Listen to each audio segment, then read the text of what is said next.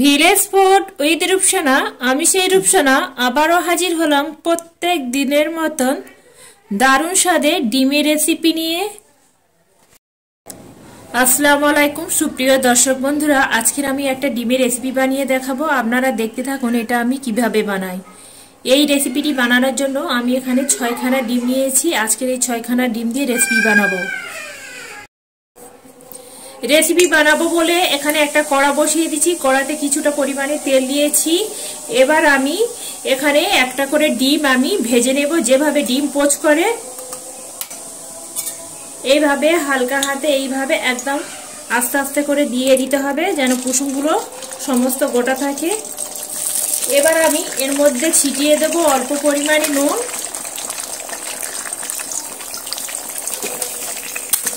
আর দিয়ে দেব জিরা আর মরিচের গুঁড়া,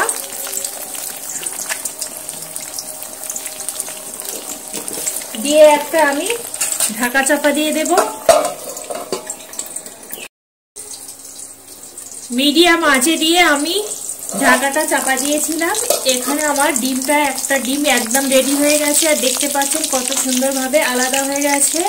এইভাবে অল্প আঁচে দিয়ে একদম ধীরে ধীরে দিয়ে করতে হবে।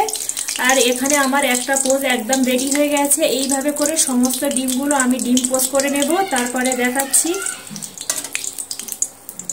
আমি এখানে একটা ভেঙে দেখাচ্ছি। একই তেলের মধ্যে আবারও আমি এখানে একটা ডিম নিচ্ছি, আবারও এইভাবে করে ডিম দিয়ে দিচ্ছি। ডিমের মধ্যে একটু দিয়ে দিচ্ছি নুন,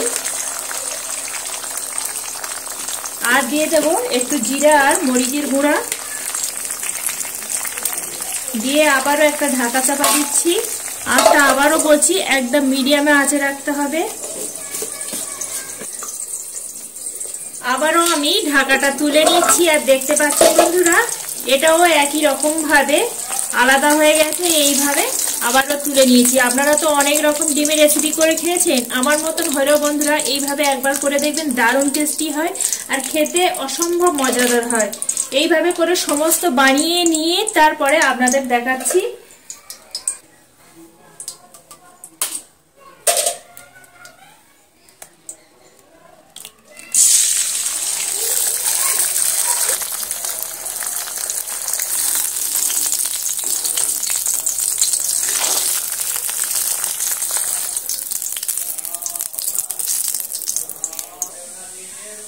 এখানে সমস্ত ডিমগুলো আমি একদম রেডি করে নিয়েছি, আর কতটাই লোভনীয় দেখাচ্ছে দেখেই বুঝতে পাচ্ছেন। আবারও একই কড়ার মধ্যে এখানে অল্প পরিমাণে তেল দিচ্ছি। তেল গরম হয়ে গেছে। তেলের মধ্যে হাফ চা চামচ কাঁচা জিরা দিচ্ছি। কাঁচা জিরাটা একটু নেড়ে চেড়ে ভেজে নেব। এবার আমি এর মধ্যে দিয়ে দিচ্ছি 1 বাটি কুচনো পেঁয়াজ। পেঁয়াজটা একটু লাল লাল করে ভেজে নেব। পেঁয়াজ আমি এখানে একটু নেড়ে চেড়ে লাল লাল করে ভেজে নিচ্ছি। এবার এর মধ্যে দিয়ে দিচ্ছি 1 বাটি কুচনো টমেটো। এবার দিচ্ছি স্বাদ অনুযায়ী নুন। নুনটা দিয়ে টমেটোটা একটু ভেজে নেব।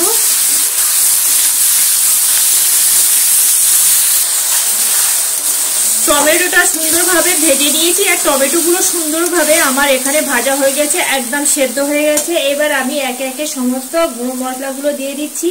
এখানে দিচ্ছি 1 চামচ হলুদের গুঁড়া, আর দিয়ে দিচ্ছি এখানে 2টো কাঁচা লঙ্কা,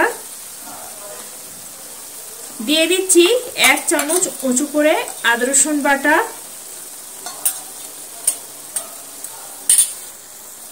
হাফ চা চামচ ধনিয়ার গুঁড়া, হাফ চা চামচ মরিচ আর জিরের গুঁড়া,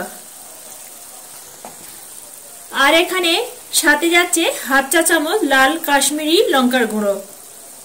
এবার আমি সমস্ত মশলাগুলো এখানে দিয়ে দিয়েছি। মশলাগুলো দিয়ে আমি আবারও সুন্দর করে মিনিট 5 সময় নিয়ে টমেটোটা সুন্দর করে কষিয়ে নিতে হবে।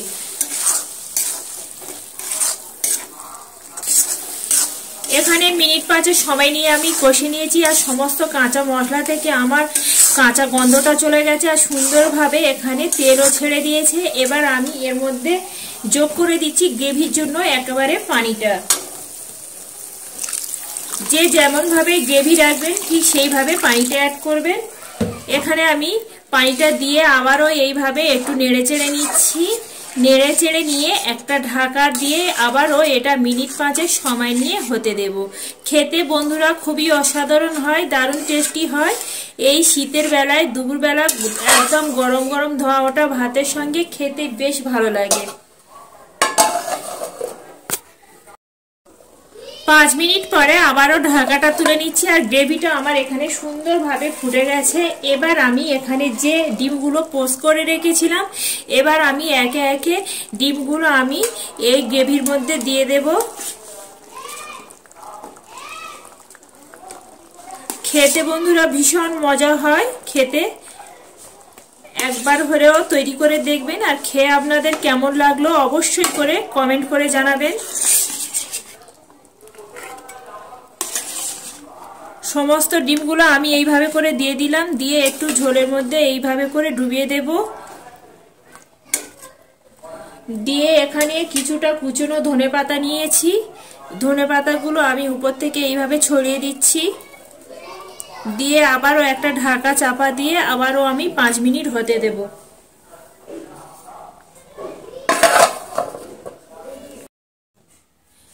ঢাকাটা তুলে নিচ্ছি আর দেখতে পাচ্ছেন বন্ধুরা ডিমের রেসিপিটা এখানে আমার একদম রেডি হয়ে গেছে। এবার আমি নামিয়ে নেব। কতটা লোভনীয় হয়েছে সেটাও দেখাচ্ছি। একটা ডিম একদম ঘাটেনে একদম একই রকম ভাবে রয়েছে আর কত সুন্দর লোভনীয় দেখাচ্ছে। আপনারা না তৈরি করে খেলে বুঝতে পারবে না যে এই স্বাদটা কতটা।